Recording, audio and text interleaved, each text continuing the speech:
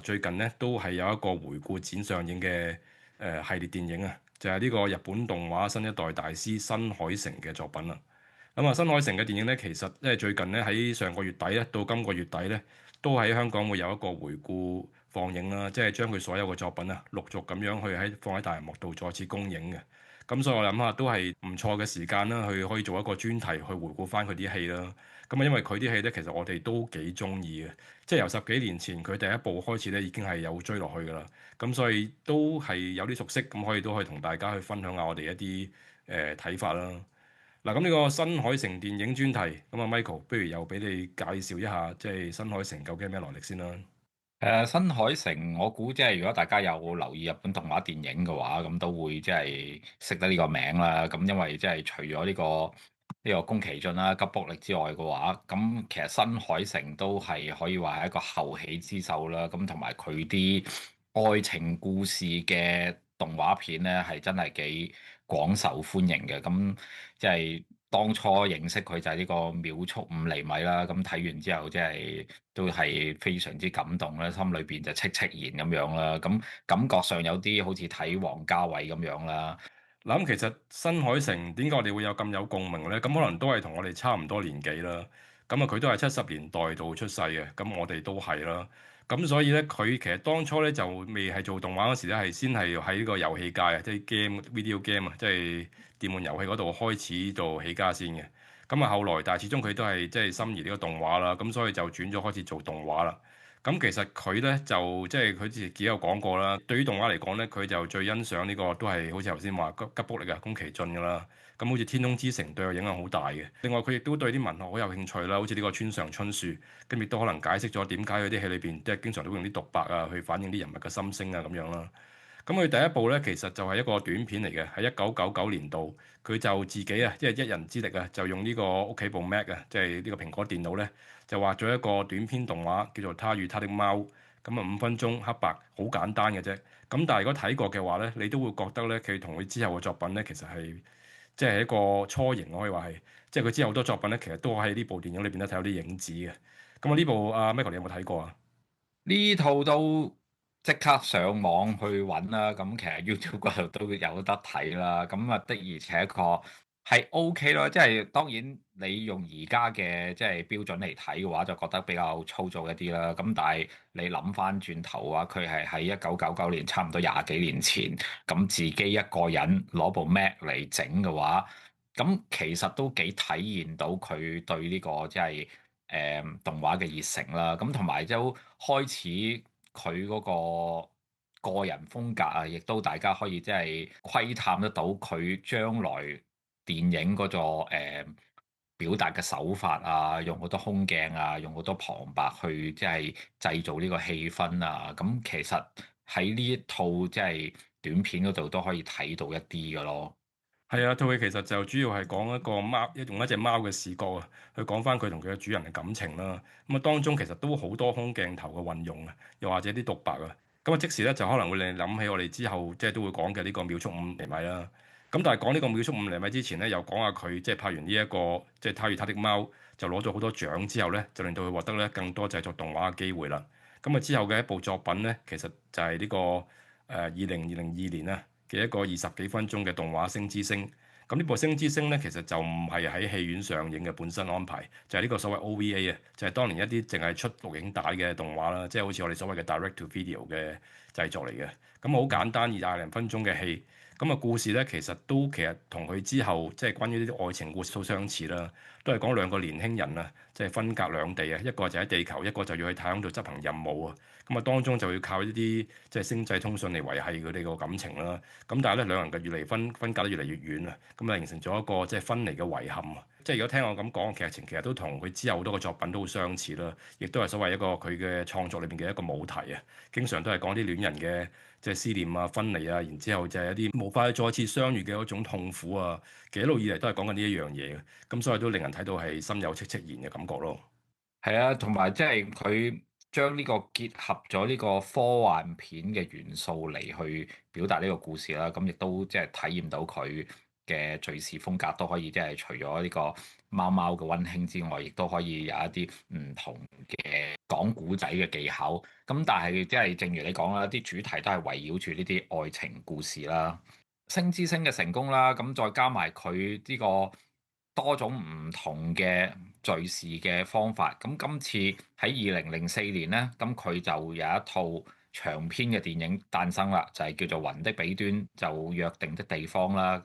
講一個喺二戰後啊日本分裂嘅平衡歷史嘅一個故事啦，咁係一座神秘嘅高塔啊，喺北方若隱若現啊，咁有3位高中嘅好朋友就約定有朝一日咧就要去到嗰座塔嗰度，但係佢哋嘅生活咧又係將佢哋分開喎，而呢座塔咧呢個隱藏住佢哋一啲身世嘅秘密，咁就你又發現即係佢嗰個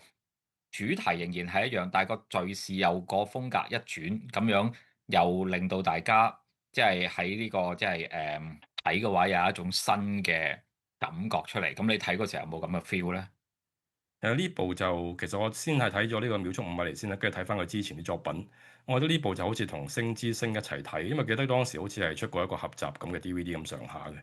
咁啊呢部其實都係比較早期啲嘅作品啦。如果你同星之星一樣，個畫風咧其實就話比較即係都算係簡單啲，如果同佢後期嗰啲作品相比。咁但係都有嗰啲比較真實啲嘅畫風啦。咁另外即係亦都有關於一啲情感啊、一啲記憶嘅追尋啊呢啲咁上下嘅嘢。咁所以咧，其實都係即係睇得出係佢好有濃烈嘅個人風格咯。咁呢部嘢亦都幫佢贏咗呢一個即係每日電影獎裏邊嘅最佳動畫長片電影啦。咁所以就更加即係奠定咗佢之後嗰個地位啦。咁啊之後就唔使講啦，就係我哋都非常中意嘅，即係呢個秒速5厘米啦。亦都相信可能係佢嘅戲第一次喺香港度做發行啊。因為之前嗰兩部咧，因為好似頭先咁講啦，冇記錯的話，我係之後先睇翻啦。咁但係呢個秒速5厘米咧，就係相信記得當時係有上正場嘅，然之後後來都有買過呢隻出過呢隻 DVD，咁我都有買嘅。咁啊，所以係非常之中意嘅。咁呢部戲咧，其實就係同之前嗰兩部有啲唔同啦。之前嗰兩部就比較有啲科幻元素喺度啦。咁但係呢部咧，其實係非常之寫實嘅。咁啊，可能因為即係始終佢講嘅呢啲男女感情啊，即係講兩個男女主角咧，就係即係當初係成為好友，但係之後咧又即係變咗又分離咗啦，又變咗好難即係再重遇翻啊。就算成長咗之後，曾經有機會重遇，咁但係可能一個火車經過就變咗都大家都見唔到對方，咁所以非常之遺憾嘅。咁我諗就係呢種比較遺憾、比較無奈嘅感情咧，就令到觀眾好容易產生共鳴啊！咁所以當時係睇得非常之深刻嘅，咁但係亦都係非常之感動嘅。即係除咗佢個畫風即係比較好寫實之外咧，亦都有佢嗰個音樂啦。如果大家記得佢個配樂係非常之精彩啦，再加上臨尾嗰場戲，即係有一個主題曲嘅配搭啊，即係個 One More Chance 個主題曲咧，即係非常之哀怨，咁啊令到人咧即係有個非常之深刻嘅印象嘅。啱啱話過佢即係其實敘事嘅風格都有好多種唔同啦，咁由即係最初嘅小品貓貓，跟住到呢個科幻片啦，咁由一個 OVA 去到一個長片，咁呢個秒速5厘米咧，我覺得佢最醒目嘅地方就係講呢個日本嘅鐵道啊，因為其實你知道日本人對呢個電車都係非常之熱愛㗎啦，咁佢成個古仔啊係分開3個段落啦，咁第一個段落其實就係即係話兩個分隔兩地嘅戀人點樣係坐電車咁樣，大家歷盡呢個艱辛啊，由一個即係大城市去到一個小村落嗰度。咁其實你睇翻都幾似即係啲環宇風情片嗰個 feel，即係去邊度搭咩車，跟住點樣轉啊，行邊條線啊，咁啲由大城市去到鄉村嘅地方，咁中間就再襯托翻，即係主角佢一路回憶翻細個嘅時候同佢呢一個女性朋友嘅嗰種若即若離嗰種感覺，其實係真係幾製造到個氣氛，同埋即係好似你話嗰種戚戚然嘅感覺，由第一個故事就已經開始 build up，咁跟住到第二個故仔嘅時候，佢就講翻呢個男仔，因為即係深深掛住一個。即係佢童年時候呢個青梅竹馬嘅女仔啦，咁所以喺身邊亦都會有其他人中意佢啊，但係佢又會錯過咗啊，咁到最後就好似你話，大家擦身而過而冇辦法相見翻，咁大家跟住就各自各行自己嘅生活，即係呢種係我估係大家都會有嘅一啲，即係經歷過係咪啊嗰種戚戚然嘅感覺，咁所以佢係真係好拍得到，再加埋佢個畫面係做得非常之精緻細膩啦，咁同埋佢嗰個畫得好靚嘅天空啊，同埋嗰啲襯托出嚟，就好似你話個 MV 咁樣，係好帶動到個情緒。咁我覺得喺呢一方面嚟講嘅話，甚至我覺得佢同宮崎駿嘅動畫都有啲即係不分上下，各有千秋咯。係啊，咁雖然即係呢部戲令人非常之難忘，亦都奠定咗佢嘅風格啦。咁但係之後咧，即係佢下一部戲咧，其實就轉向係非常之大嘅。講嘅就係2011年嗰部《追逐繁星的孩子》啦。咁我哋睇完呢個秒速5厘米，以為佢會繼續向呢個方向進發，點知佢就嚟個急轉彎，就變咗走另外一條路線啊！由本來比較寫實主義啲嘅題材，就變成一種奇幻色彩比較濃厚啲，亦更加令人諗起即係同吉卜力動畫又比較相似啲嘅一種冒險嘅故事啦。咁呢個追逐繁星的孩子裏邊咧，其實都好多即係神話嘅生物啦，或者地下世界嘅旅程啊咁樣，同我哋之前睇嘅秒速5厘米，又或者更之前嘅星之星嗰啲，即係好多獨白式嘅情感表達方式係非常之唔同嘅，而係更加似一個宮崎駿吉卜力嗰種風格嘅一個臨摹咯，我覺得。可能即係呢套《追逐繁星的孩子》嘅評價就褒貶不一啦，咁所以佢嘅下一部作品咧，呢個《炎熱之庭》啊，就係2013年嘅，又回歸翻一啲就係大家比較熟悉嘅領域啦。咁其實呢套係一套短片嚟嘅，大概40幾分鐘啦。咁就講述即係一個立心想成為鞋匠嘅孝雄啦，咁同埋一個神秘嘅年長啲嘅女性啊，雪野咧喺新宿嘅御苑嗰度一個避雨嘅時候，咁就大家傾偈，咁慢慢從佢哋嘅對話當中就帶出佢哋即係生活種種嘅一啲困境啊，或者一啲面對嘅事情咁樣。都係即係回歸翻嗰個講翻個氣氛啊 mood 啊，咁同埋即係新海誠除咗畫天空畫得靚之外，我覺得佢亦都好中意同呢個天氣係扯上一個關係嘅。咁呢一套戲就好強調呢個落雨啦，咁係製造一個氣氛啦，呢個雨水啊喺呢個花園裏邊嗰啲樹葉啊。陽光嘅光線射入嚟啊！咁呢啲嘅描述，再加埋個故事，我覺得都係幾互相襯托得到出嚟嘅咯。係啊，咁但係即係雖然嗰次就回歸翻佢之前嘅風格啦，咁但係之後咧，佢可能都決定啊，想繼續走呢一個比較規模大啲嘅路線。即係上次呢個追逐繁星的孩子就可能作為一個過渡時期嘅實驗啦。咁但係佢發覺雖然個口碑麻麻，但係其實都係佢想做嘅嘢。咁好似頭先我哋開頭咁講啦，佢都對呢個天空之城係非常之崇拜嘅。咁所以咧，佢之後呢部即係佢嘅大作啊，呢個你的名字咧。其實就係將佢結合翻佢少少佢自己本身嘅個人風格啦，再加上即係呢一個比較大規模啲嘅冒險嘅故事啦。咁其實呢部戲嗰個故事都幾特別啦，即係啲奇幻色彩啊，就講呢個喺呢個小鎮裏邊嘅高中女生就同一個東京嚟嘅高中男生啊，發生咗一個比較複雜嘅身體交換嘅故事啊。咁佢哋喺即係唔同嘅世界裏邊一齊航行嗰時咧，就形成咗一個比較複雜難解嘅聯繫啦。咁佢哋亦意識到佢哋嘅身體嘅交換啊，可能同一場災難性嘅事件有關，所以令到個故事變到幾複雜嘅。咁一聽個故事大綱都知啦，同之前佢嗰啲比較簡單直接啲嘅戲咧，呢部咧其實真係一個大製作嚟嘅。咁呢部戲嘅成功咧，亦令到佢啊，即係除咗喺日本又或者亞洲受到歡迎之外咧，喺歐美咧亦都開始有個名聲，咁成為咗一個真係國際級嘅動畫導演啦。亦都可以話，即係點解嗰陣時咁多人話佢係即係個宮崎駿嘅繼承人啊，又或者即係佢係新一代嘅一個巨星啊，就係從呢部電影開始噶啦。咁啊，我啱啱都話過啦，新海誠佢即係嘅風格天空啦，呢個天氣啦，咁佢喺2019年啊，即係繼呢套你的名字之後嘅下一套戲咧，就係呢個天氣之子啦。咁啊，顧名思義，呢個就係同天氣有關噶啦。咁呢套戲即係佢係即係透過探索呢個對環境嘅關懷啊，年輕人嘅愛情啊，同埋點樣可以聯繫兩個人而去為大家作出一個犧牲咧咁樣。咁其實你睇翻呢個古仔嘅話咧，雖然用即係一個魔幻現實嚟去包裝啦，咁但係其實喺你睇翻個背景古仔，其實幾似你睇翻以前香港嗰啲靚妹仔啊、老泥妹啊嗰類嗰啲，即係一個年輕戀人啊，咁佢哋識於微時咁樣，咁就喺呢個大城市裏邊去掙扎生活啦。咁其實如果你將呢套戲即係套翻落一個現實生活裏邊，就係一個即係愛情悲劇嚟㗎啦。咁但係佢又真係可以將呢啲咁愛情悲劇嘅故事咁用呢個動畫嘅風格嚟呈現出嚟嘅話，你又會覺得非常之浪漫好睇咯。咁我覺得即係呢個其實都幾體現到佢呢個講古仔嘅能力啦，佢呢個動畫嘅功力啦。咁所以其實呢套戲雖然你話即係可能票房冇呢個你的名字咁成功啦，咁但係佢其實都幾肯定到佢呢個即係地位啦，因為佢呢套戲係被推薦啊，代表日本去角逐呢個奧斯卡最佳國際電影啦。咁可惜未能入圍咁，但係都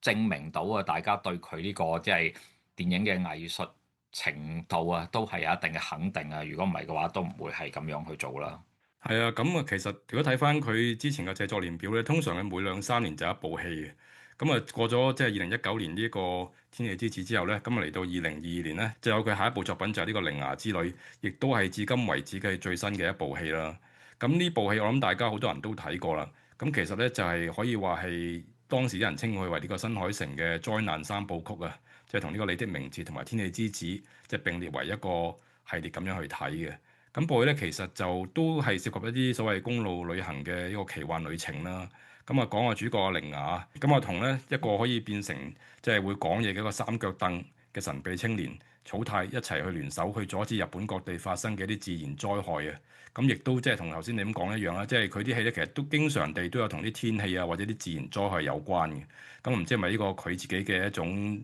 興趣啦？即係好似宮崎駿就中意講下環保，佢又中意講下啲天氣啊、啲天災人禍咁樣。咁啊呢部戲咧嗰個世界觀亦都好大啦，亦都有好多唔同嘅冒險啦。咁啊當中亦都探討咗好多自然災害帶嚟嘅後果啊。特別有啲人就話都隱喻翻即係早幾年喺日本發生嘅大地震啦，即係同埋個海嘯啦。咁佢裏邊咧其實都有呢啲指涉嘅。咁另外咧，亦都有將一啲民間傳說融合埋一齊啊，跟住亦都有講好多即係人與人之間嘅療愈啊，或者啲記憶啊，或者人類生活同埋土地之間嘅互聯繫咁樣，其實都同佢之前好多個作品都有關聯嘅。咁所以你當埋一個系列咁睇咧，其實都冇錯嘅。咁啊呢部戲個票房亦都係非常之好啦，咁口碑亦都唔錯嘅。咁所以咧之後咧，其實都好期待，究竟佢拍完呢個3部曲之後，會唔會繼續回歸佢之前嗰個比較小品啲嘅風格啊，抑或繼續去向呢一個大製作去邁進呢？咁啊呢個都即係喺我哋期待之餘啦，咁即係而家香港亦都係即係重映翻佢呢一系列嘅作品啦。咁我覺得其實大家可以先去即係欣賞下佢呢個即係獨特嘅新海誠美學啦，佢嘅風格啦。當中我覺得有一樣嘢一定要提下嘅就係我哋其實啱啱都有講過一下，就係佢對呢個天空嘅描繪咧係非常之有一手嘅，我覺得亦都係一樣幾醒目嘅做法啦。咁佢其實係將日頭嘅天空同你淨係夜晚黑先睇到個星空兩個相結合埋一齊。咁你發覺佢其實喺佢嘅動畫裏邊都經常會出現呢一樣嘢啦。咁因為呢啲喺你拍戲啊或者喺現實裏邊其實係好難做到嘅嘢，你點樣將日頭同埋夜晚嘅天空一齊擺埋一齊？咁但係喺動畫片裏邊就絕對係可以做得到，亦都係可以做得非常之靚啦。咁再你睇翻佢運用啲空鏡啦，即係配合翻呢個有陣時係一個城市裏邊嘅背景啊，有陣時可能係一個即係高原上邊一對戀人企喺度，大家遙望遠空咁樣嘅情況啦。咁係望落去係非常之即係細緻啦，同埋亦都係表達到佢嗰種即係美學觀喺度啊。再加埋佢用呢個光線嘅描述啦，即係黎明嘅柔和嘅光啦，日落時候刺眼嘅陽光啦，咁穿過呢啲樹木嗰啲即係樹影疏疏嗰種咁樣嘅光線嘅話，樣樣嘢配埋一齊嘅話，係我覺得係即係令到大家可以有一個現實得嚟但係又好魔幻嗰種感覺。我覺得呢啲係真係淨係動畫先可以做得到，亦都係即係佢呢種咁樣嘅匠人先可以即係咁有心思去諗到呢一啲嘅畫面同埋背景出嚟咯。係啊，我都覺得佢啲空鏡頭係非常之深刻嘅。咁其實佢好多呢啲場景咧，都係從現實之中攞靈感啦。咁所以好多人有時睇完個動畫咧，都去揾翻啲場景出嚟嘅，即係啲東京啊，或者係啲其他日本嘅地方，即係都有一個另一種趣味啦。咁同埋空鏡頭咧，如果大家諗起咧，其實都係比較東方式嘅表達情感嘅方式啦。因為同我哋東方藝術裏邊成日講嘅留白有啲關係嘅，即係借呢個景物啊，即係融情入境去反映翻人物嘅情緒啊。如果大家記得以前我哋睇，譬如即係80年代台灣新電影，經常都有呢種手法啦。咁啊，新海誠其實都有咁嘅類似嘅做法啦，亦都係即係反映，即係亦都係表現出呢一種效果啦。咁所以係即係點解佢嘅動畫有一種獨特之處啊？又或者同其他日本嘅動畫唔同，甚至同即係歐洲美國式嗰種即係比較直腸直肚嗰種表達方式有啲唔同，而令到我哋呢啲比較成熟嗰啲觀眾咧，都有一種共鳴感咧，就係可能咁嘅原因啦。即係有另外一樣就係講到佢嘅主題上，即係都有即係一個一脈相承嘅地方啊！就係經常即係每一部戲都有講關啲關於即係思念啦，啲人嘅思念啊，又或者一啲憂愁啊、憂鬱咁樣嘅味道啦。咁由佢最初好似呢個星之星啊、雲之彼端啊，又或者秒速5厘米都係啦，經常都係講一啲人物嘅分離，同埋一個身體啊或者時間或者情感上，即係未能達成個聯繫嗰種痛苦啊！即係通常個男女主角都係天各一方啊，或者分離咗啊，又或者一個單思另一個啊，又或者因為即係佢哋唔能夠一齊而有一個錯過咗個機會嗰種遺憾啊，又或者對自我失落部分嗰種追尋啊，其實呢啲即係情緒咧，經常都喺新海誠電影裏邊啲人物啊裏面表現到出嚟嘅。我諗即係任何人都會經歷咗呢啲類似嘅情感嘅缺失啦，又或者一啲感覺啦，咁所以即係睇呢個電影嗰陣時咧，就會更加有一種共鳴感啊！咁啊，所以就更加會投入啦。講翻秒速5厘米啦，咁我非常之中意呢一套戲啦。咁乜嘢係秒速5厘米咧？咁佢哋就係講呢個櫻花嘅花瓣喺樹上面跌落嚟，每秒鐘係大概5厘米，咁就好似落雪咁樣。呢一個都已經好似滿有詩意咁樣啦。咁跟住男主角就一路喺度即係回憶翻佢哋童年時候，大家喺學校嗰度互相相識啊，點樣大家熟絡啊。咁我相信嗰陣時可能日本咧呢樣嘢都幾普遍，就係話即係啲父母成日都要即係遷移去唔同嘅城市啦，咁啲細路仔亦都要跟住佢哋咁樣去即係一路轉去唔同嘅學校啦。咁所以即係呢一對即係小戀人嘅話，即係大家嗰陣時又唔係話真係戀人嘅，大家有啲 puppy love 咁樣，咁跟住就分開咗。咁但係佢哋都一路有寫信俾大家，咁去即係聯繫嘅。咁到佢哋最後，終於大家決定住得比較近，可以有機會去見面嘅時候，咁嗰個就係我啱啱講嗰個鐵路之旅啦。咁即係佢哋會講返，即係需要搭幾耐火車，轉幾多次站，由呢個大城市去到呢個鄉村嘅地方咁樣。咁佢初初講嗰陣時候嘅設定，同佢真係去搭車嗰時候，遇到唔同嘅天氣，當中落雪，架火車要停喺呢個方圓上邊成唔係20分鐘，成2個鐘頭嘅話，我哋觀眾睇嘅時候都會好戥呢個男女主角擔心，就係究竟你火車延遲咗咁耐，原本係諗住即係傍晚時分就會到嘅，但係你一路嘅即係班次延誤啊，因為天氣唔好嘅話，要喺呢個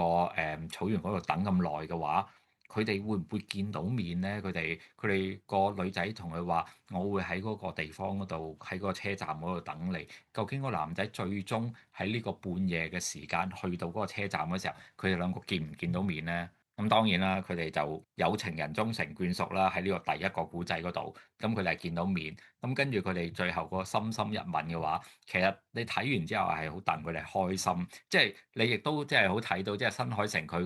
個講古仔嘅技巧點樣可以帶動觀眾嗰個情緒嘅話，我覺得喺呢套戲裏邊係充分嗰度體驗出嚟咯。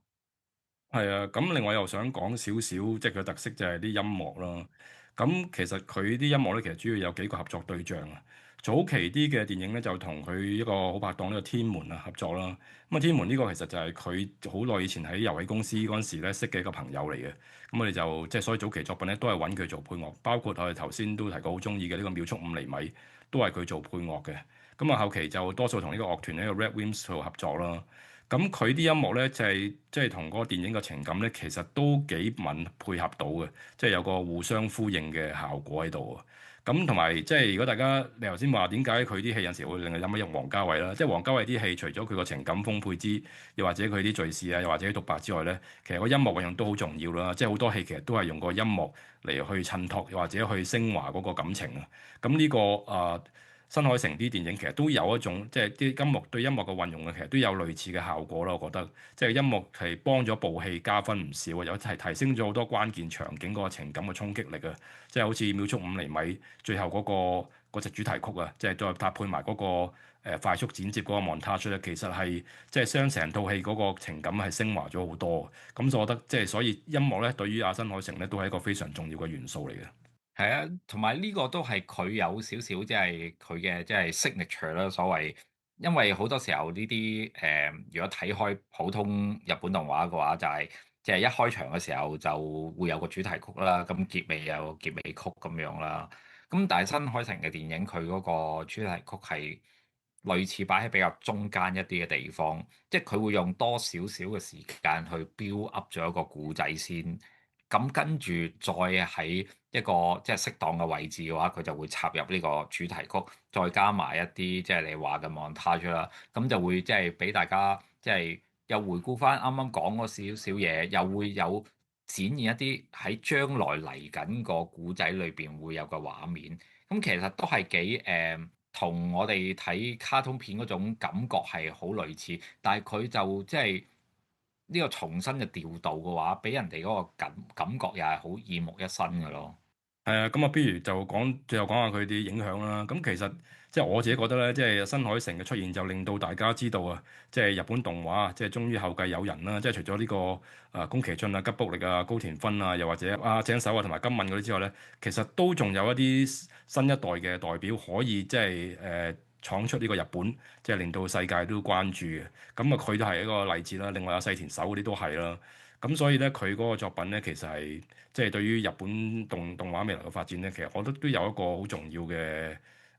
地位啦。嗱，呢個新海誠而家就上咗位啦，同呢個吉卜力可以話係各有千秋啦。咁你又點睇佢哋兩個，即係呢兩個唔同嘅方向咧？即係通俗啲，我會形容就佢哋類似呢個金庸同埋呢個古龍嘅武俠小説咁樣啦。即係兩個都好睇，但係佢哋好睇嘅地方係有唔同嘅咯。咁你其實睇翻即係吉卜力啦、宮崎駿佢嗰啲動畫啦，即係比較宏大嘅冒險啦。咁好多都係一啲即係比較舊陣時。即係一啲幻想中嘅世界，即係佢裏邊嗰啲世界係類似一啲童話式嘅故事裏邊嘅現實啦。咁新海誠嗰種係我覺得有啲魔幻現實，就係城市好現代，但係又唔係真係咁即係普通嘅現代感。但係佢又加入咗一啲佢自己嘅元素落去，咁所以我覺得即係你話所追求同埋探索嘅地方都唔同咯。但係我覺得佢哋共通點就係都有好出色嘅動畫俾大家睇咯。好，咁啊，今個禮拜呢個新海誠專題就講到呢度差唔多啦。咁其實如果再講都可以，仲有好多嘢講嘅。咁啊，最後就問下你啦。咁啊，咁多部新海誠嘅動畫，你會點排或者你最中意邊一部呢？咁我當然係首推呢個秒速5厘米啦。咁跟住我會第二排呢個天氣之子，最後我就會擺翻佢即係早期少少嘅作品啦，就係呢個叫做星之星。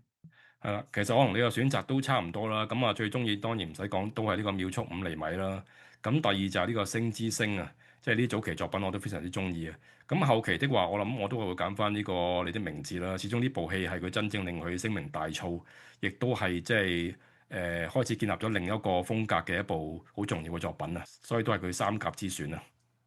好，咁今個禮拜嘅戲就講完啦，咁下個禮拜咧就再同大家講唔同嘅影視作品。如果大家中意我哋嘅節目咧，就請幫忙一下 like 同埋 share 我哋啲片啦，又或者記得去訂閱我哋嘅 channel 啊。咁另外，如果大家係中意聽聲音節目嘅咧，就可以去呢個 Apple Podcast，又或者係 Spotify 揾到我哋嘅節目啦。咁如果中意睇多啲文字影評，又或想補充翻啲資料嘅咧，就可以去呢個網站 cinespot.com 裏邊去查詢更多嘅資料啦。